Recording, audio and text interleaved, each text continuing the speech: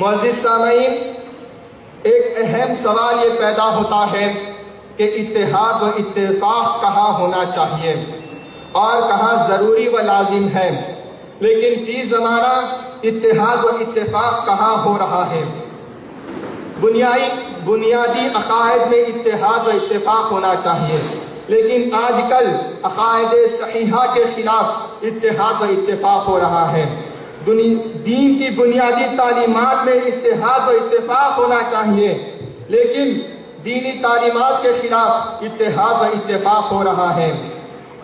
دین کی مدد و نصرت کے لیے اتحاد و اتفاق ہونا چاہیے، لیکن آج کل دین کے خلاف اتحاد و اتفاق ہو رہا ہے۔ حاضرین محترم،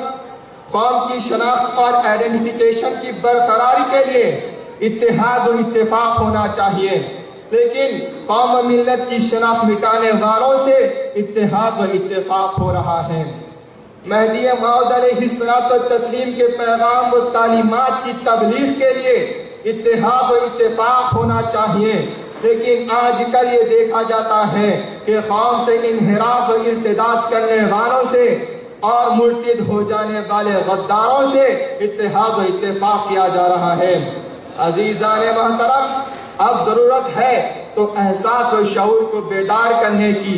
اب ضرورت ہے تو ہمیں ہمارے ضمیر کو جگانے کی،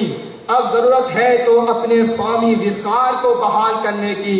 اب ضرورت ہے دنیا والوں کے سامنے مہدی موعود علیہ الصلوۃ والتسلیم کے پیغام کو بے باکی کے ساتھ ظاہر کرنے کی، اپنے عمل سے، اپنے اخلاق و کردار سے اور اتحاد و اتفاق سے۔